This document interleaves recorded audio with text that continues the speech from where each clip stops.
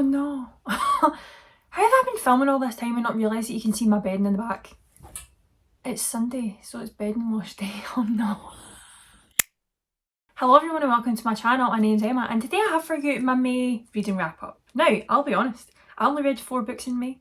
I was a busy girl in May. I had a lot going on. I did not have a lot of mental space for books, to be honest. There was just a lot of life things happening. But I did read 4 books and 2 of them are 5 stars, so I think we got a bit of quality over quantity for May, but I'm hoping that for June we're going to get a bit more quantity and quality. Actually, why don't we strive for both? But anyway, I'm going to show you the 4 books that I read in May. Now, I feel a bit all over the place today, so I think we're just going to go in any order with these books because that's the way I'm feeling. So why not? So the first book I'm going to talk about is The Cruel Prince by Holly Black. Now, I solely listened to this on BookBeat. I had read this before, so this was a reread for me because I really wanted to get into The Wicked King. And I decided that I was going to listen to this audibly because when I first read it, I gave it 3 stars. I enjoyed it, but I didn't love it. I didn't think it was giving me what I wanted from it at the time. And I do think I was in a bit of a reading slump when I was reading that book, so I think that did kind of hinder my reading experience of this. So in this book, you follow Jude Duarte. Now, I did not know how to say her last name the first time I read this. I'd been saying Jude Duarte. It's Jude Duarte, apparently. What a name. I love it. And I also love Jude. So in this book, you're following Jude, and Jude has kind of a unique experience in the fairylands because she is a human as well as her twin sister Taryn. They are being brought up being human in the fairylands. All of these fairies in this land see humans as lesser. They don't really see much value in them whatsoever. So they have a very unique experience where they are going to fairy school with the fae. They're going to like balls and dinners and all this kind of stuff, being brought up as fae, just being human. So because they are humans being brought up in this fairyland, there ends up being like a lot of bullying. They kind of get pushed and shoved and people are like actually trying to kill them, you know? Like, see for this being a YA book, I was like, oh, I don't like this. I was like, I don't like the way these girls are being treated. It's very not nice. Not nice at all. So because these things are happening to Jude and her sister, she's very much like, she sees the power that these fairies hold and she wants a bit of it. She wants to be seen as powerful. She doesn't want to be seen as somebody that you can mess with. And for that, I'm a big fan of Jude Duarte. Now, as I said, this was a reread for me, and when I first read it a couple of years ago, I did feel there was kind of lulls in it where I was a bit like, oh, this is a bit of a slog to get through. When I was listening to the audiobook, I did still have that as well, and it was at the same point. With this being like a YA fantasy romance, this is not filled with romance at all. You are literally getting crumbs. Not even crumbs, plural. A crumb, singular. A crumb. And I was eating it up. I ate it up. I love Jude and Cardan, even although they are nothing in this book.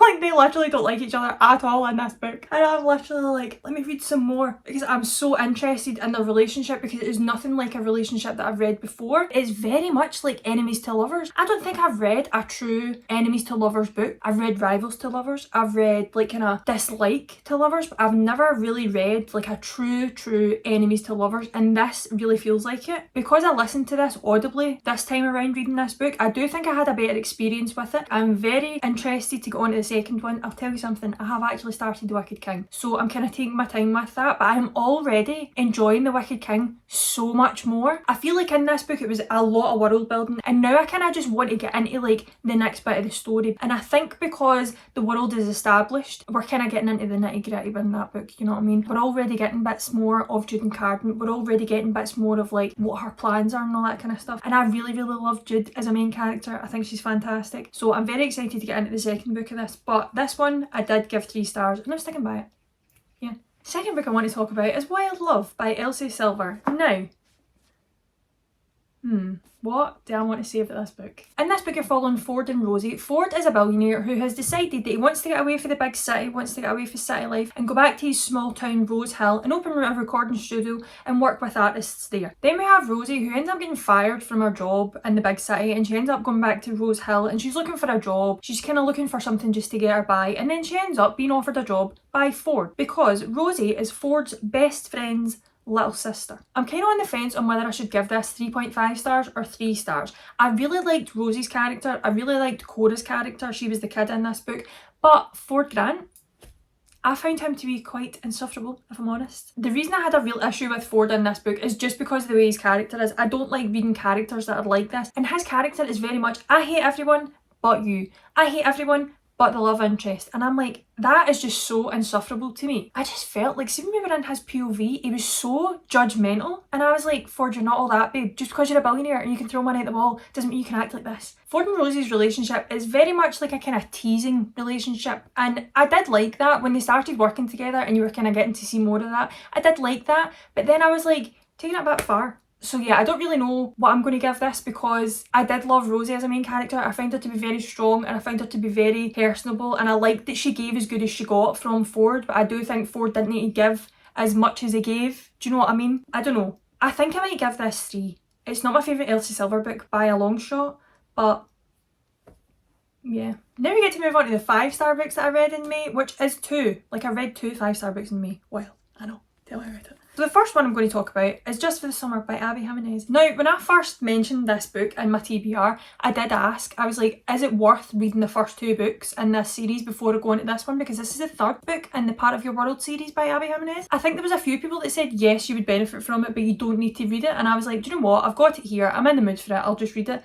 I do really think I would have benefited from reading the first 2, because there's characters in this that I think I would have understood a lot better if I'd read the first 2 books. So that's on me. But I still absolutely loved and enjoyed this book so much. So at the start of this book, we're introduced to Justin, who basically makes this Reddit thread talking about how anytime he goes on dates with women, when they inevitably break up, the woman then goes on to find her soulmate straight after. Like, the next person that they date is the person that they end up with forever. And he's like, am I cursed? What's going on here? Then we have Emma, who reads this Reddit thread, and she's like, oh my gosh, I have the same problem. So she ends up contacting him, and they have this long discussion about how, like, they should then date each other, and then see when they break up, they will then find their soulmates after that. Now, when I read this book, did I think this was going to hit me emotionally? I know people say Abby Jimenez's books have a wee bit of oomph. They have a wee bit of a jab. They have a wee bit of stick in the gut to get you, right? They get you emotionally. There's always something emotional within the book.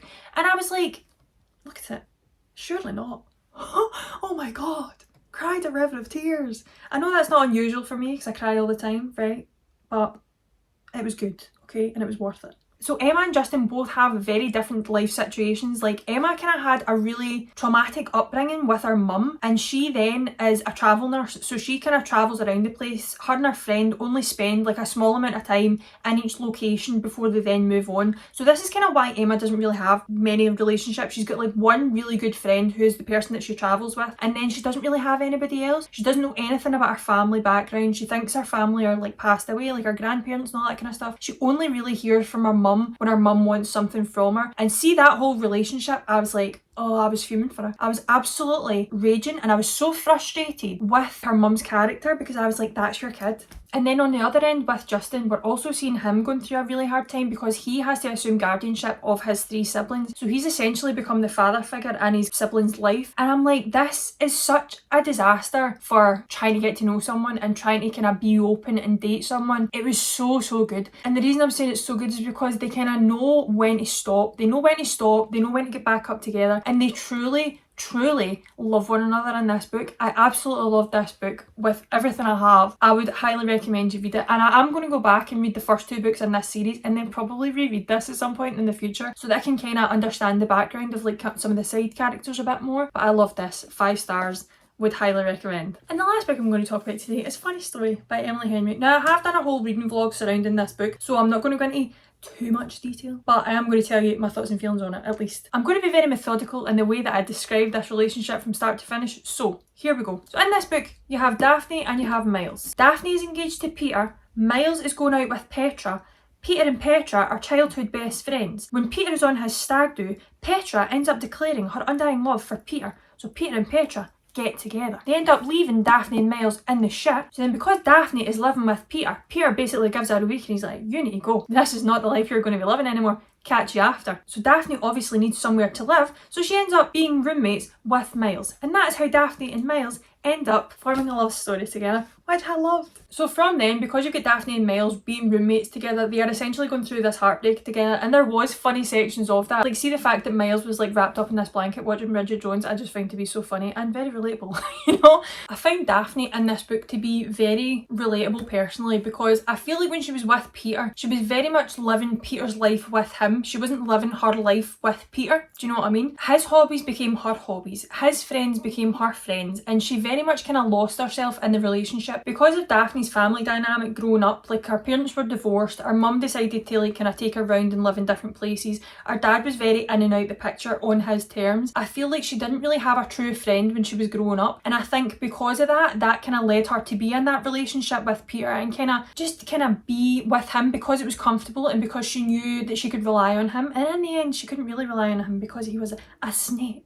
But out with the romantic relationship between her and Miles, I thought it was really nice to see Daphne have like a true friend. And it wasn't a smooth sailing relationship again, because there was kind of bumps in the road with that. Daphne had to kind of unlearn some things that she'd been doing throughout her life to form this friendship with Ashley. But then going back to the romantic relationship between her and Miles, it was just so nice to see the two of them kind of deal with their own problems together and separately, right? I think it was so important to see them deal with their things separately, but also trust each other enough that they can go to each other and kind of discuss their problems and be there for one another in different ways than what they were in their past relationships. Now, as much as I gave this 5 stars and I enjoyed the relationship between Daphne and Miles, I enjoyed everything about this book really, there was one thing at the end that really irked me, and it was the miscommunication between Daphne and Miles, and also why Miles done that. I was like, I know you're a lovely guy. I know that is just the way you are. I understand that. I'm really trying to open my heart a wee bit to you, Miles. I'm trying to be understanding of what you've done here. But I was a bit like, you did not have to do that.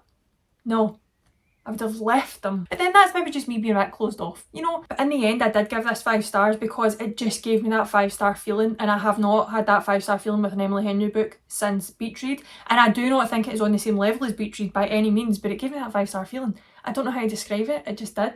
I really enjoyed it. And I think I needed it at this point, you know? So yeah, I loved it. 5 stars. So there we go, that is the 4 books I read in May. Once again, another month has come around, and I don't know if I described these books well at all, but we're just going to go with it because I've done it now. But if you feel so inclined, you can leave a comment below, let me know what your favourite book was for May, because I would love to know. And now I'm going to go. So thank you very much for watching. I really hope you enjoyed this video. If you did, give it a wee like, give it a wee thumbs up, subscribe if you want to see more. And I'll see you in the next one. Bye!